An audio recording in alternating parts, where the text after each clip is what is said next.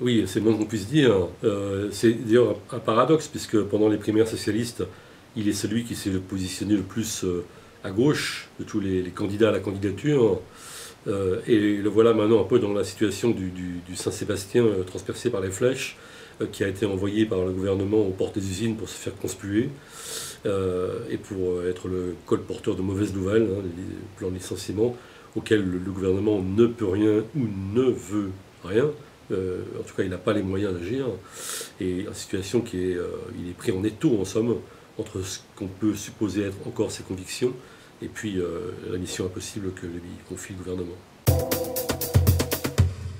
Il est à la fois victime et complice. Victime, bien sûr, parce que les plans de licenciement, genre ArcelorMittal, Sanofi et autres, c'est un héritage du passé. D'ailleurs, ce qui est très intéressant, c'est de voir comment Lakshmi Mittal, l'espèce de nabab indien, roi de la sidérurgie indienne, mais surtout un grand financier, traite le gouvernement. Hein, comment il lui dit vous avez 60 jours et pas un de plus pour trouver un repreneur aux deux hauts fourneaux qui vont être fermés. Il y a une sorte de renversement du pouvoir du rapport de force qui vient de la mondialisation depuis 1979 en gros. Hein.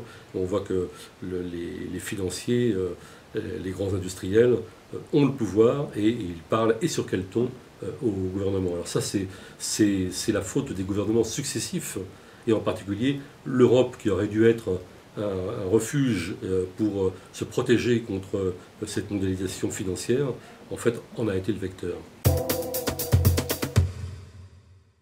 Eh bien, autant je disais à l'instant que le gouvernement, évidemment, était en partie victime parce qu'il héritait des plans qui ont été élaborés, les plans de licenciement massifs qui ont été élaborés dans un passé plus ou moins lointain ou plus ou moins récent, autant il prépare par le vote de l'actuel traité budgétaire les plans de licenciement pour l'avenir. Donc il est coupable en ce sens, c'est là sa culpabilité. J'ajouterais qu'il y a autre chose, c'est qu'il y a des mesures qu'il pourrait prendre. C'est très compliqué par rapport à ArcelorMittal parce que c'est le résultat d'une longue agonie de la sidérurgie qui elle-même est le fruit de cet abandon politique et en particulier du libéralisme. Mais chez Sanofi, c'est pas du tout la même situation. On a une entreprise qui a gagné 8 milliards de bénéfices nets en 2011, et là il pourrait y avoir en effet une loi interdisant les licenciements boursiers. Et au lieu de ça, on s'apprête à voter le traité européen. On ne fait pas ça, et on s'apprête à voter le traité européen, c'est-à-dire préparer les licenciements de demain.